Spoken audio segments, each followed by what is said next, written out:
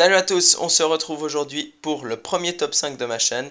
On va commencer avec le top 5 des launchers Android. Alors qu'est-ce qu'un launcher? Un launcher, c'est une application qui va remplacer l'intégralité de l'interface de votre téléphone ou de votre tablette. Si vous ne comprenez pas, vous allez très vite saisir. Avec ce top 5, c'est parti avec Smart Launcher.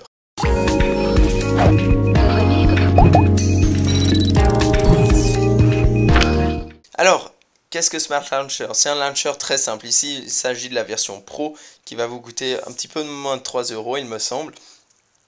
Sachez que la version gratuite vous apporte quasiment toutes les fonctionnalités. Vous avez ici donc la page d'accueil où c'est très simple. Vous avez vos applications favorites, voilà, de base, musique, etc. Vous pouvez régler tout ça, en ajouter de supplémentaires, etc. Des raccourcis et compagnie. Vous avez donc accès appareil photo, c'est pareil. Vous avez le choix, donc vous pouvez personnaliser cela. En slidant sur le côté, vous allez tomber dans les catégories d'applications qui sont classées automatiquement par ce launcher, comme vous le voyez. Donc il y a communication, internet, jeux, médias, utilitaires et paramètres. Alors sachez qu'évidemment vous pouvez personnaliser le placement des applications. Alors en sélectionnant un icône comme ceci, vous pouvez tuer l'application, donc la fermer, la désinstaller ou la démarrer. Et en cliquant sur le logo, l'icône, vous pouvez le glisser dans une autre catégorie et on peut donc retrouver ici, comme vous le voyez, l'application. Voilà. Alors depuis ici, vous pouvez vous rendre directement sur le Play Store, faire une recherche également depuis là-haut, comme vous le voyez. Et finalement, dans les préférences, qu'est-ce qu'on va vous montrer? Alors, au niveau des paramètres, il y a quelques possibilités, donc les formats d'heures, etc. Des petits effets de transition. Au niveau des thèmes, vous pouvez donc sélectionner des thèmes comme ceci. De nombreux thèmes sont disponibles, donc voilà un autre thème. Ensuite, dans les préférences, vous avez toujours comme possibilité le support des widgets. Ça, c'est une des fonctionnalités pro. En quoi ça consiste? Vous êtes sur la page d'accueil de l'application et vous voyez en bas à droite ce petit logo. Et là, vous tombez donc sur une page où vous avez différents widgets que vous pouvez personnaliser. Là, c'est moi qui les ai ajoutés et c'est moi qui décide donc qu'est-ce que j'ai envie d'ajouter. Et vous voyez donc ces widgets qui sont directement accessibles, etc.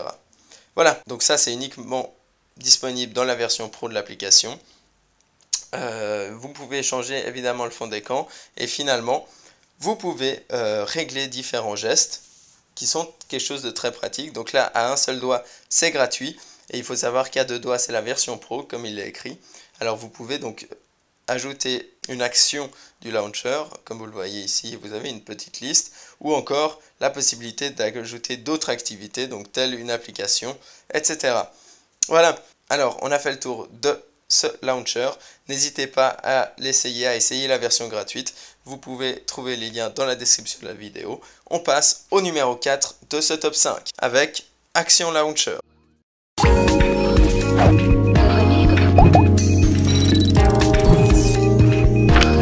Alors, on se retrouve maintenant donc pour la présentation de Action Launcher Pro, qui est une version malheureusement uniquement payante. Vous allez la payer également 3 €, un petit peu moins de 3 €. Qu'est-ce qui apporte ce launcher? Eh bien, je le trouve vraiment très innovant et très intéressant. Alors, vous voyez donc ici la page d'accueil. Vous avez donc des bureaux classiques. En swipant donc sur le côté, vous avez toutes vos applications comme ceci, auxquelles vous avez accès. Et en slidant sur le côté droit, vous avez tous les widgets. Donc c'est un accès très pratique, il n'y a pas de grille d'application, c'est vraiment de cette manière qu'on accède à toutes les applications installées. Et il y a d'autres fonctionnalités très intéressantes. Vous êtes sur la page d'accueil ici. En haut, vous pouvez accéder directement au Play Store, à une recherche. Et vous voyez donc ici, je vous ai sélectionné des petites applications, des petits exemples. Et la particularité, c'est que vous pouvez lancer l'application de manière classique ou swiper en bas à droite de chacun des icônes, comme vous le voyez. Et en faisant ceci, vous allez ouvrir en fait un widget qui est automatiquement lié à l'application que vous ajoutez sur le bureau. Vous pouvez personnaliser ce widget s'il ne vous convient pas, sans problème. Et en fait, c'est quelque chose vraiment de très pratique. Par exemple, regardez la galerie, eh bien, je peux switcher, donc je peux voir directement mes photos depuis ici. Facebook, je peux voir les derniers statuts et ouvrir l'application évidemment. Anydo, on peut voir donc ses tâches, etc. L'agenda, c'est pareil, aucun événement à venir aujourd'hui.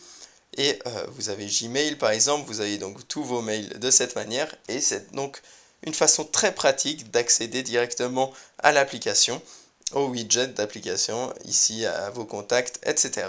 Vous avez vraiment le choix. C'est vraiment très pratique. Alors, qu'est-ce que je peux vous montrer d'autre? Vous avez dans les paramètres pas mal de choses également. Comme vous le voyez, ici il y a pas mal de fonctionnalités de personnalisation disponibles. Vous pouvez donc régler tout ça, des thèmes, etc., les raccourcis. Vous pouvez régler les gestes au niveau des swipes, etc. Vous allez ici par exemple sur les paramètres, encore quelque chose de très pratique. Vous pouvez donc switcher de cette manière directement en désactivant tels que le Wi-Fi, les Bluetooth, etc. Et tout ça c'est toujours personnalisable. Donc je vais juste vous montrer un exemple. Vous pouvez donc agenda, je l'ai déjà mis, mais on va reprendre. Et vous voyez ici donc il y a la possibilité de personnaliser sans problème comme ceci. Vous pouvez personnaliser donc le widget ou l'enlever évidemment, et vous pouvez en fait mettre n'importe quel widget même si c'est pas lié à l'application. Vous voyez par exemple l'agenda, vous tombez donc sur la musique. Voilà, c'est terminé pour ce launcher là. On passe au launcher suivant. On rentre dans le top 3 des launchers Android avec Next Launcher 3D.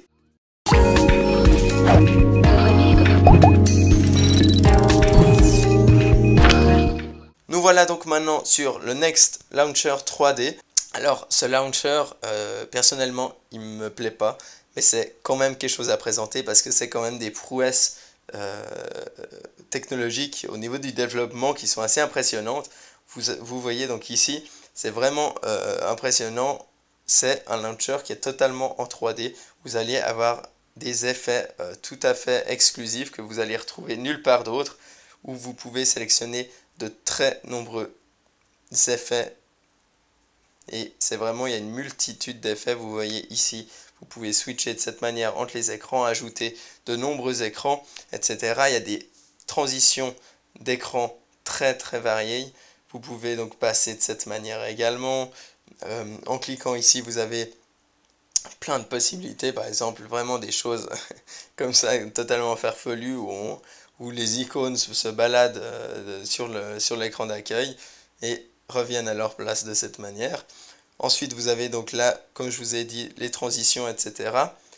Vous avez la possibilité de personnaliser des gestes comme ceci et ensuite de faire correspondre une activité, une application, un raccourci, etc. eh bien, à ce mouvement. Pour ça, c'est évidemment très pratique. Vous avez donc, comme je vous l'ai dit, la possibilité de tout gérer depuis ici au niveau des écrans d'accueil. Vous avez de très nombreux paramètres également, où vous allez pouvoir donc changer vraiment de très nombreuses choses. Il y a énormément de thèmes qui sont disponibles, qui vont remplacer l'entière interface de l'application. Vous allez pouvoir vraiment, ça va être des thèmes qui vont remplacer l'intégralité des icônes, etc. Qu'est-ce qu'il y a d'autre à vous présenter? Vous pouvez aussi voir des effets comme ceci avec des icônes effets où il y a plein de possibilités avec une application qui est disponible. Donc en résumé, ce launcher prend longtemps à découvrir. Vous avez d'énormes possibilités, vraiment d'énormes possibilités. Malheureusement, il coûte énormément cher. Je ne peux pas vous dire le prix en euros parce que moi il est affiché en francs suisses, mais ça fait 15 francs suisses. Donc j'imagine au moins 8 voire 9 euros chez vous. Je ne vous ai pas tout présenté bien sûr, mais c'est tout à fait impossible. On ferait un test d'1 heure. Mais en gros vous avez compris un peu le type de launcher dont il s'agit. Et bien voilà, on peut passer directement au numéro 2 de ce classement, Go Launcher Eggs.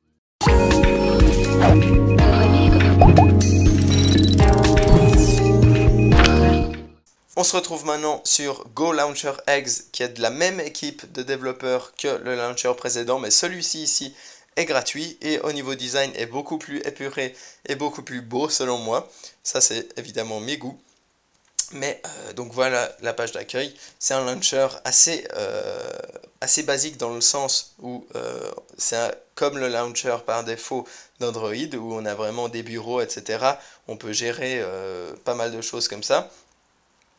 Vous avez des thèmes personnalisés également, très nombreux disponibles. Donc là, le launcher d'applications, vous avez toutes les applications, les récentes, les en cours, avec la possibilité d'effacer les applications ouvertes, etc. Vous pouvez évidemment choisir parmi de très nombreux thèmes, comme je vous ai dit, également, qui sont téléchargeables via le store de l'application, de l'équipe de développeurs. Vous avez également de très nombreux widgets spécifiques au launcher qui sont uniquement disponibles via ce launcher, comme vous voyez ici. Donc, la possibilité de fermer toutes les applications en cours ici. Ensuite, au-dessus, vous avez un widget météo qui a différents formats également. Ici, un widget où vous pouvez régler rapidement les paramètres du smartphone. Un widget contact, ici un widget réseaux sociaux, un widget batterie, etc. Vous avez vraiment de très nombreuses possibilités. Alors ici, il y a de très nombreux paramètres disponibles avec différents types de transitions, vraiment intéressants. Au niveau de l'affichage, vous pouvez tout personnaliser, il y a vraiment de très nombreuses possibilités. Je vous laisse évidemment le découvrir aussi vous-même, mais je vous dis, ça reste quelque chose de très original. Donc vous voyez ici, donc, par exemple pour un fond d'écran, vous voyez un peu le genre de manière pour le choisir. Je trouve très original. Vous avez aussi la possibilité, vous voyez, en cliquant dans le vide, pour ajouter un widget comme sur le lanceur par défaut. Ici, vous avez le même effet que précédemment, qui est très intéressant, avec la possibilité d'ajouter des applications, des dossiers, des widgets directement depuis ici. Vous voyez de cette manière. Voilà. Et encore une possibilité intéressante qui sont celles des transitions d'écran. Vous allez pouvoir théoriquement avoir un aperçu. Je vais essayer de vous montrer ça. Voilà, exactement. Vous avez donc ici un aperçu des effets de transition. Voilà, je crois avoir fait le tour de ce launcher ici. On peut passer au top 1 de notre top 5 launcher avec le launcher Nova qui est tout simplement excellent. C'est parti.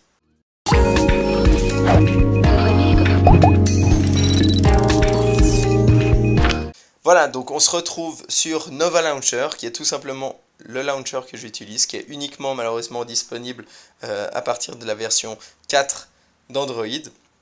Il faut savoir que ce launcher est vraiment ressemblant à Apex Launcher, que nombreux d'entre vous connaissent probablement. Mais je préfère celui-ci. J'ai acheté la version premium de celui-ci. J'ai donc là la version premium qui donne accès à certaines possibilités telles que, je peux vous dire comme ça, il y a les indicateurs de non lus. Donc sur les applications directement, sur les icônes d'application, vous pouvez voir le nombre de messages non lus, etc. Ça c'est une des possibilités. Et sinon il y a des effets supplémentaires, etc.